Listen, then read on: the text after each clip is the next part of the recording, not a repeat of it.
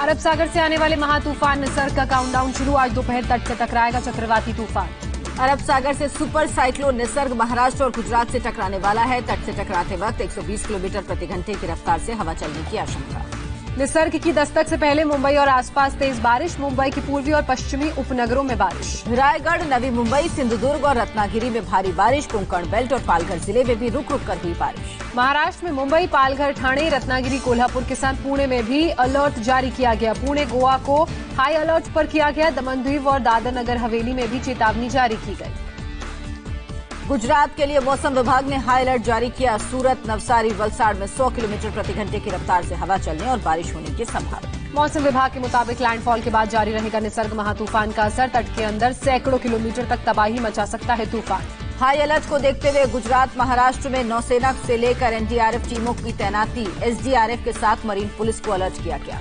नौसेना के western command को अलर्ट पर रखा गया। मुंबई नेवल एरिया में 10 रेस्क्यू टीम, 3 डाइविंग टीम्स को तैनात किया गया। महाराष्ट्र में एनडीआरएफ की 20 टीमें तैनात। पालघर, रायगढ़ में एनडीआरएफ की टीमें तैनात। गोवा, दमन और दीव में भी नौसेना की दर्जनों टीमें मौजूद। इंडिगो एयरलाइंस ने 3 फ्लाइट्स को छोड़कर आज मुंबई से आने जाने वाली 17 फ्लाइट्स रद्द की। मुंबई से चलने वाली 1 दर्जन से ज्यादा ट्रेनों का रूट भी और समय भी बदला गया। गुजरात के तटीय इलाकों से करीब 20,000 लोगों को सुरक्षित जगहों पर भेजा गया। महाराष्ट्र के पालघर में भी हजारों लोगों को तट के किनारे से हटाया गया। महाराष्ट्र, गुजरात में तूफान से निपटने की तैयारी तेज। भटिंडा और विजयवाड़ा से एनडीआरएफ की 5 टीमों को एयरलिफ्ट कर प्रभावित होने वाले इलाकों में तैनात किया गया। पालघर के पास समंदर में फंसी मछुआरों के 18 फिशिंग बोट को निकाला गया। भारतीय तटरक्षक बल के जवानों ने 109 मछुआरों को बचाया। गुजरात के नवसारी जिले के 2 गांवों से लोगों को निकाला गया। एनडीआरएफ की टीमों ने लोगों को बाहर निकाला। महाराष्ट्र के मुख्यमंत्री उद्धव ठाकरे ने निसर्ग तूफान के मद्देनजर लोगों को संबोधित किया। 2 दिन तक तटीय इलाकों में लोगों से बाहर न निकलने की अपील। उद्धव ठाकरे ने कहा, प्रशासन की सूचनाओं पर ध्यान दें, उनको सहयोग करें। अगर वो कहीं शिफ्ट कर रहे हैं तो मदद करें। निसर्ग महातूफान के मद्देनजर पीएम मोदी ने महाराष्ट्र और गुजरात के मुख्यमंत्रियों से बात की। केंद्र की ओर से हर संभव मदद का भरोसा दिया। निसर्ग चक्रवात पर तैयारियों का पीएम मोदी ने जायजा लिया। पीएम मोदी ने लोगों से सुरक्षित और सावधान रहने की अपील की। निसर्ग तूफान पर राहुल गांधी का ट्वीट, लोगों से अपना ख्याल रखने को कहा। सतर्क और सुरक्षित रहने की अपील की। महातूफान से पहले गेटवे ऑफ इंडिया पर छाया सन्नाटा। तूफान को लेकर लोगों को अलर्ट करती नजर आई मुंबई पुलिस। लोगों को समुद्री तटों पर आने पर रोक लगाई। मुंबई के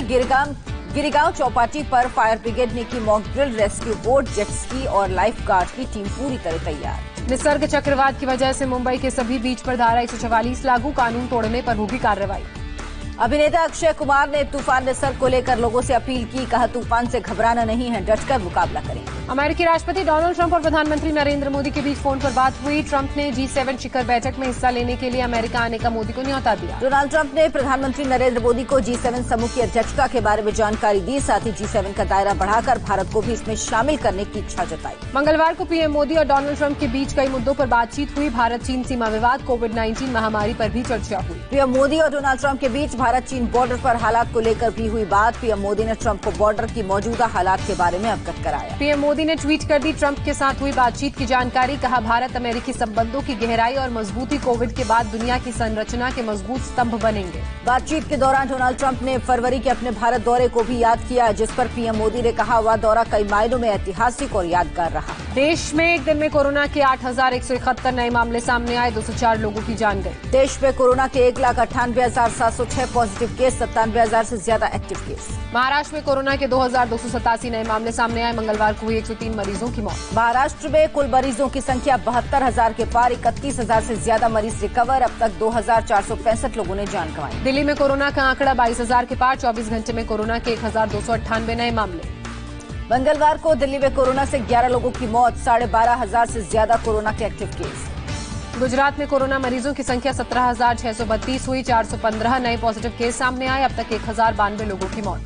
हरियाणा में कोरोना के 1,560 एक्टिव केस। अब तक 23 लोगों की कोरोना से मौत। राज्य में कुल कोरोना मरीजों की संख्या 2,600 के पार। गुरुग्राम में कोरोना के 160 नए मामले सामने आए। कोरोना मरीजों की संख्या 1,000 के पार हुई। अब तक 4 मरीजों की मौत हुई। पश्चिम बंगाल में एक दिन में सबसे ज्यादा नए केस आए। मंगलवार को 396 नए मामले आए। कुल केस 5,772। कोरोना की रोकथाम के लिए वैक्सीन पर काम तेज हुआ। 30 बंदरों पर किया जाएगा प्रयोग। Pune national institute of virology करेगी टेस्ट। नरेंद्र मोदी कैबिनेट की सुबह करीब 11 बजे होगी बैठक। पीएम मोदी करेंगे बैठक की अध्यक्षता। कोरोना से बिगड़े हालात पर हो सकती है बात। मंगलवार को गृह मंत्री अमित शाह के साथ पीएम नरेंद्र मोदी की मुलाकात। कोरोना से निपटने की रणनीति पर हुई चर्चा। कोरोना संकट के बीच जुलाई में संसद सत्र चलाने पर मंथन। लोकसभा स्पीकर और राज्यसभा के सभापति ने आपस में की चर्चा। कर्नाटक में राज्यसभा चुनाव के लिए रमेश केएन बनाए गए नोडल ऑफिसर। 19 जून को होगा राज्यसभा चुनाव। चीन और भारत के बीच मेजर जनरल स्तर पर लद्दाख में बातचीत बेनतीजा। एलएसी पर हालात बदलने पर हुई थी बातचीत। उत्तर प्रदेश के देवरिया में ग्राम विकास अधिकारी ने नाली के विवाद में तलवार से किया हमला। वीडियो वायरल होने के बाद पुलिस ने आरोपी को गिरफ्तार कर जेल भेजा।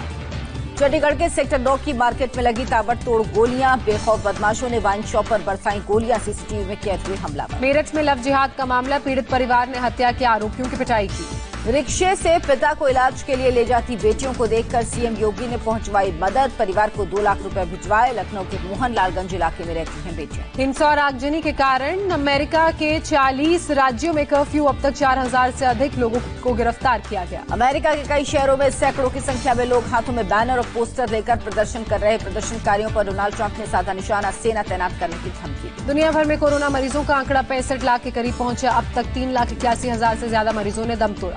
पूरी दुनिया में 31 लाख से ज्यादा एक्टिव केस। करीब 30 लाख कोरोना संक्रमित अब तक रिकवर हुए। अमेरिका में कोरोना पेशेंट्स की तादाद 19 लाख के करीब पहुंची। अब तक